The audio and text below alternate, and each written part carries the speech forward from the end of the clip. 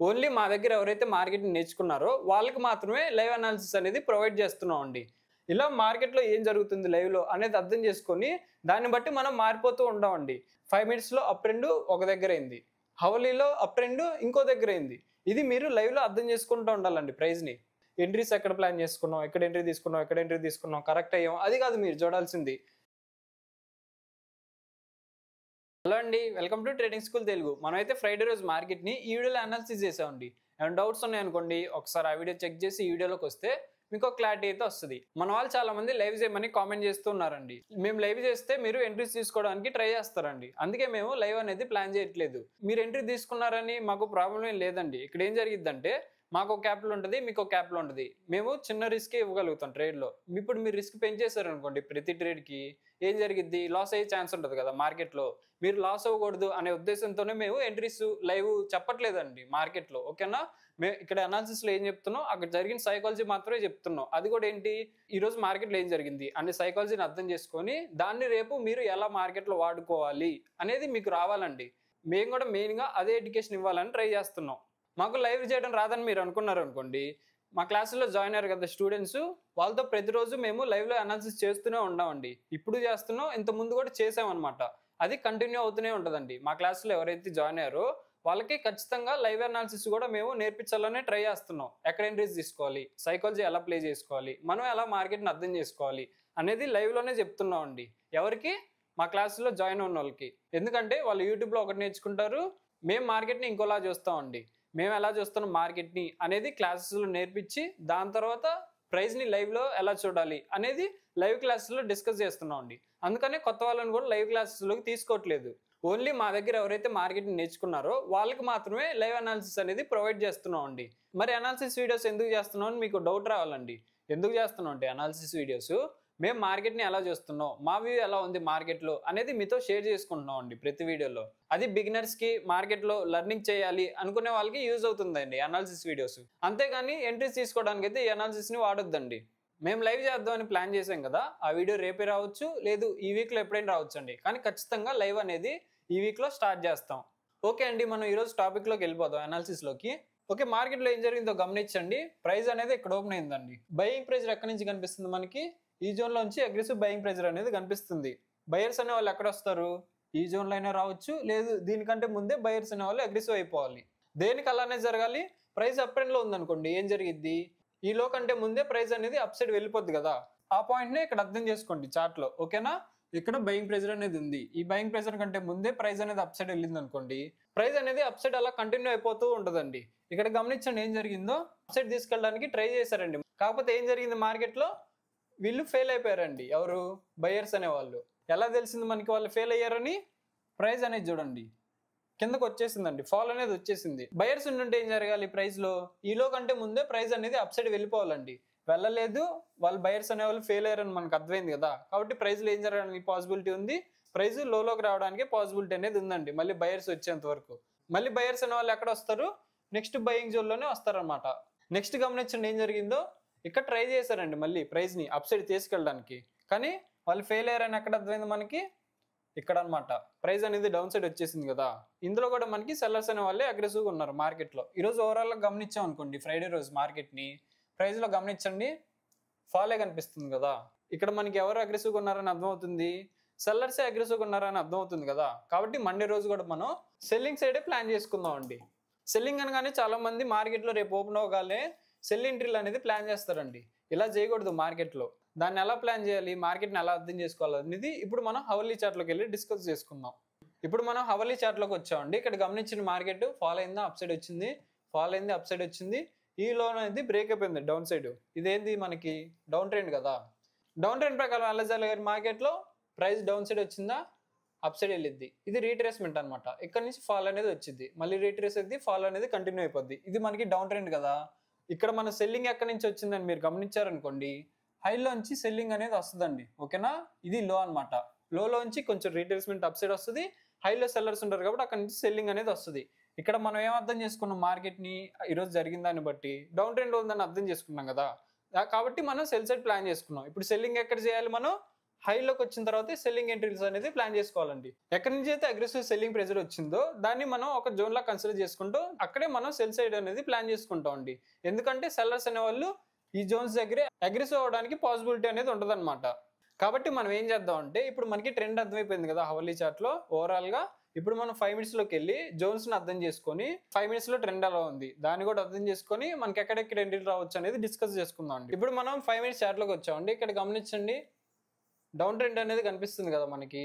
కాబట్టి మనం cell side అనేది ప్లాన్ చేసుకున్నాం. ఎక్కడెక్కడ చేసుకోవచ్చు ఇక్కడ గమనించండి. ఇక్కడ నుంచి సెల్లింగ్ వచ్చింది, ఇక్కడ నుంచి సెల్లింగ్ వచ్చింది, ఇక్కడ నుంచి సెల్లింగ్ వచ్చింది కదా.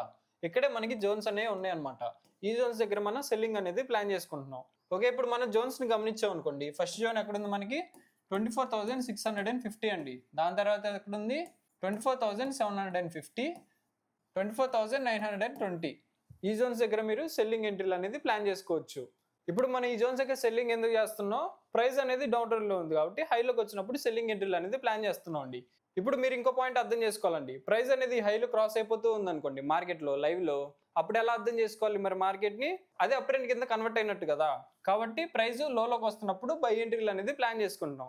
ఇలా మార్కెట్ లో ఏం జరుగుతుంది లైవ్ లో అనేది అర్థం చేసుకొని దాన్ని బట్టి మనం మారిపోతూ ఉంటామండి. అప్ ట్రెండ్ లో మనం లో బై చేసుకుంటున్నాం. ఓకే, ఇప్పుడు 5 minutes లో అప్ ట్రెండ్ ఎప్పుడు కన్వర్ట్ అయింది మార్కెట్, ఈ హై ఉంది కదా, ఈ హై క్రాస్ అయితే 5 minutes లో మనకి అప్ ట్రెండ్ అనేది కన్వర్ట్ అయిపోద్ది. మరి హవర్లీలో అప్ ట్రెండ్ లో కింద కన్వర్ట్ అవ్వాలంటే ఎక్కడుంది మనకి హై, ఇది ఇంపార్టెంట్ హై అండి. ఈ హై క్రాస్ అయినప్పుడే హవర్లీ చార్ట్ లో మనకి అప్ ట్రెండ్ కింద కన్వర్ట్ అయింది. అప్పుడు మనం ప్రైస్ లోకి వస్తున్నప్పుడు బై ఎంట్రీలు అనేది ప్లాన్ చేసుకుంటాం. ఇప్పుడు ప్రైస్ ని మీరు గమనించారనుకోండి, 5 minutes లో అప్ ట్రెండ్ ఒక దగ్గర అయింది, హవర్లీలో అప్ ట్రెండ్ ఇంకో దగ్గర అయింది.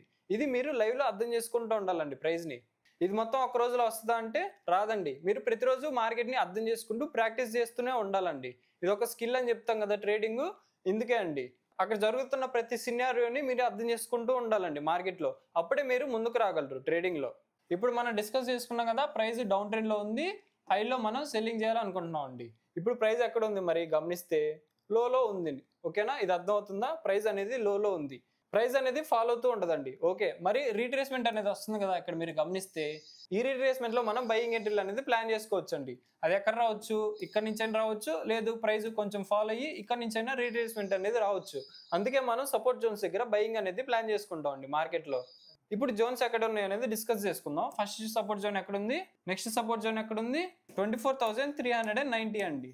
ఇవి మన సపోర్ట్ జోన్స్ అండి. ఇక్కడ బయర్స్ రావడానికి పాసిబిలిటీ అనేది ఉంది డౌన్ ట్రెండ్ అయినా సరే. ఎందుకు, ఇక్కడ మనం చెప్పుకున్నాం కదా రీట్రేస్మెంట్ మూవ్ అని. ఈ రీట్రేస్మెంట్ లో మీరు బయింగ్ సైడ్ అయినా ప్లాన్ చేసుకోవచ్చు, లేదు ట్రెండ్ ప్రకారం మీరు హైలోకి వచ్చినప్పుడు సెల్లింగ్ సైడ్ అనే ప్లాన్ చేసుకోవచ్చు అండి. ఇలా మార్కెట్ లో మీరు మారిపోతూ ఉండాలండి, బయింగ్ సైడ్ సెల్లింగ్ సైడ్. అక్కడ ఏం జరుగుతుందని అర్థం చేసుకొని మన అనాలిసిస్ లో ఏమని చెప్పుకున్నాం, ఈ రెసిస్టెన్స్ జోన్స్ ఇక్కడ మనం సెల్లింగ్ సైడ్ ప్లాన్ చేసుకోవచ్చు, ఇది మన సపోర్ట్ జోన్స్ ఇక్కడ మనం బయింగ్ సైడ్ అనేది ప్లాన్ చేసుకోవచ్చు. ఇప్పుడు మీకు డౌట్ రావాలండి, కరెక్ట్ గా ఆ జోన్స్ లో సెల్లింగ్ ఆ జోన్స్ లో బయింగ్ వస్తుంది అంటే అలా కాదండి. అక్కడ క్యాండిల్స్ లో ఏం జరుగుతుంది, అక్కడ సైకాలజీ ఏం జరుగుతుంది అనేది అర్థం చేసుకోవాలండి మీరు. దాని తర్వాత మీరు ఎంట్రీస్ అనేది ప్లాన్ చేసుకోవాలి మార్కెట్ లో. జస్ట్ ఇలా చెప్పాం, ఇక్కడ సెల్లింగ్ వస్తుంది ఇక్కడ బయింగ్ వస్తుంది అనగానే అక్కడ సెల్లింగ్ బయింగ్ వచ్చేది మార్కెట్ లో. ఓకేనా, ఇప్పుడు మనం బ్యాంక్ నిఫ్టీ హవర్లీ చార్ట్ లోకి వచ్చాం అంటే ఇక్కడ గమనించారనుకోండి మీరు, ఈ డౌన్ ట్రెండ్ లో హై ఏది ఇది కదా, ఈ హై అనేది మార్కెట్ అప్ సైడ్ క్రాస్ అయిపోయిందండి. అంటే ఇప్పుడు మనకి ఇది ఏ ట్రెండ్ లో ఉంది, అప్ ట్రెండ్ లో ఉందన్నమాట. ఈలో బ్రేక్ ఉన్నంత వరకు మనకు మార్కెట్ అప్ ట్రెండ్ లో అనేది ఉందండి. దాంతో పాటు ప్రైస్ ఎక్కడ ఉంది మీరు గమనిస్తే ఒక బయింగ్ జోన్ లో ఉందండి. ఇక్కడ నుంచి కదా బయర్స్ అని అగ్రెసివ్ వచ్చారు, అందుకని ఇక్కడ మనం బై సైడ్ అనేది ప్లాన్ చేసుకోవచ్చు. ఎప్పుడైతే ఈ లో అనేది బ్రేక్ అయిపోద్దో, ఇక్కడ లో చేసుకుంది కదా, ఆ లో అనేది బ్రేక్ అయిపోద్దో అక్కడ నుంచి డౌన్ ట్రెండ్ కింద కన్వర్ట్ అయిపోద్ది. కాబట్టి ప్రైస్ ఫాలో అవడానికి పాసిబిలిటీ అనేది ఉంటుంది. అప్పుడు మనం హైలోకి వస్తున్నప్పుడు సెల్లింగ్ ఎంట్రీలు అనేది ప్లాన్ చేసుకోవచ్చు. ఇందాక చెప్పుకున్నాం కదా డౌన్ ట్రెండ్ ప్రకారం, అలా అనమాట. ఇందాక మనం హవర్లీ చార్ట్ లో డిస్కస్ చేస్తే ఏముందండి, మనకి బ్యాంక్ నిఫ్టీలో అప్ ట్రెండ్ అనేది ఉంది. ఇక్కడ మీరు 5 minutes లో గమనించారు అనుకోండి, ఏముంది మీరు చెప్పండి, ఒక డౌన్ ట్రెండ్ అనేది ఉంది కదా. ఇప్పుడు మనం 5 minutes ప్రకారం సెల్ చేయాలా, లేదు హవర్లీ చార్ట్ ప్రకారం బై అనేది చేసుకోవాలా అనేది మీకు డౌట్ రావాలండి. అది ఎలా తెలిసిద్ది, లైవ్ మార్కెట్ లో ఏం జరుగుతుందని అర్థం చేసుకున్న తర్వాతే మీరు ఏం చేయాలనేది మీకు క్లారిటీ అనేది వస్తుంది. ఓకేనా, ఇప్పుడు 5 minutes లో మనకి ఇలా డౌన్ ట్రెండ్ ఉంది కాబట్టి ఈ హైల్ దగ్గర మనం సెల్లింగ్ ఎంట్రీలు అనేది ప్లాన్ చేసుకుంటాం 5 minutes ప్రకారం. ఓకేనా, మరి హవర్లీ చార్ట్ ప్రకారం ఇక్కడ లోలో బయింగ్ కాబట్టి ఇక్కడ మనం బయింగ్ ఎంట్రీలు అనేది ప్లాన్ చేసుకుంటున్నాం. ఇప్పుడు 5 minutes లో ఈ హై అనేది క్రాస్ అయిపోయింది అనుకోండి, అప్ ట్రెండ్ కింద కన్వర్ట్ అయినట్టు కదా. కాబట్టి ప్రైస్ ని హైలోకి వెళ్ళనిచ్చి లోలోకి వస్తున్నప్పుడు బయింగ్ ఎంట్రీస్ అనేది ప్లాన్ చేసుకుంటాం. ఇక్కడ బై సైడ్ అనేది ప్లాన్ చేసుకున్నాం. మరి ఎక్కడి వరకు వెళ్ళొచ్చు, ప్రైస్ నెక్స్ట్ సెల్లింగ్ ఎక్కడి నుంచి వచ్చింది, అక్కడ వరకు వెళ్ళడానికి పాసిబిలిటీ ఉంది కాబట్టి అక్కడ వరకు బై సైడ్ ఉంటాం. ఆ జోన్స్ దగ్గరికి వచ్చినప్పుడు మార్కెట్ అక్కడ సెల్ సైడ్ అనేది కన్వర్ట్ అయిపోతామండి. అలా మీరు అర్థం చేసుకొని అక్కడ సెల్లింగ్ ఎంట్రీలు అనేది ప్లాన్ చేసుకోవచ్చు. లేదు హవాలీ చార్ట్ లో అప్ ట్రెండ్ ఉంది కదా, 5 minutes లో కూడా మనకి ప్రైస్ అప్ ట్రెండ్ లో కన్వర్ట్ అయింది కాబట్టి మీరు సెల్లింగ్ ఎంట్రీలు అవాయిడ్ చేసి బయింగ్ ఎంట్రీలే ప్లాన్ చేయాలండి. ఇప్పుడు 5 minutes లో డౌన్ ట్రెండ్ ఉంది కదా, హైలోకి వచ్చినప్పుడు మనం సెల్లింగ్ ఎంట్రీలు అనేది ప్లాన్ చేస్తాం. హై ఎక్కడ ఉంది మనకి, ఇక్కడ ఒకటి ఉందండి 55,800 ఉంది. నెక్స్ట్ హై ఎక్కడ ఉంది మనకి 56,040. ఈ హై దగ్గర మనం సెల్లింగ్ ఎంట్రీలు అనేది ప్లాన్ చేసుకోవచ్చు. మరి హై బ్రేక్ అయినప్పుడు ఏం చేయాలి, బయింగ్ ఎంట్రీలు అనేది ప్లాన్ చేసుకోవాలండి. అప్ ట్రెండ్ కింద కన్వర్ట్ అయింది కాబట్టి. మరి హైలోకి వస్తుంది అనుకోండి, ఇక్కడ మనకి హెవీ సెల్లింగ్ ప్రెజర్ అనేది కనిపించింది కదా, ఇక్కడ ఖచ్చితంగా ప్రైస్ రిట్రేస్ అవడానికి పాసిబిలిటీ ఉంది కాబట్టి అందుకని ఇక్కడ మనం సెల్లింగ్ ఎంట్రీలు అనేది ప్లాన్ చేస్తామండి. 56,370 అండి. ఈ జోన్స్ దగ్గర మీరు సెల్లింగ్ ఎంట్రీలు అనేది ప్లాన్ చేసుకోవచ్చు. మరి ప్రైస్ లోలోకి వస్తుంది అనుకోండి, ఇందాక మనం డిస్కస్ చేసుకున్న డౌన్ ట్రెండ్ లో రీట్రేస్మెంట్ రావడానికి పాసిబిలిటీ ఉందని, లోలోకి వచ్చినప్పుడు మీరు బయింగ్ ఎంట్రీల కోసం ప్లాన్ చేయాలన్నమాట. బయింగ్ ఎక్కడ చేయాలి, మనం సపోర్ట్ జోన్స్ దగ్గర బై చేసుకోవాలి కదా. మరి జోన్స్ ఎక్కడ ఉన్నాయి, ఫస్ట్ ఇది ఎక్కడ ఉందండి 55,500.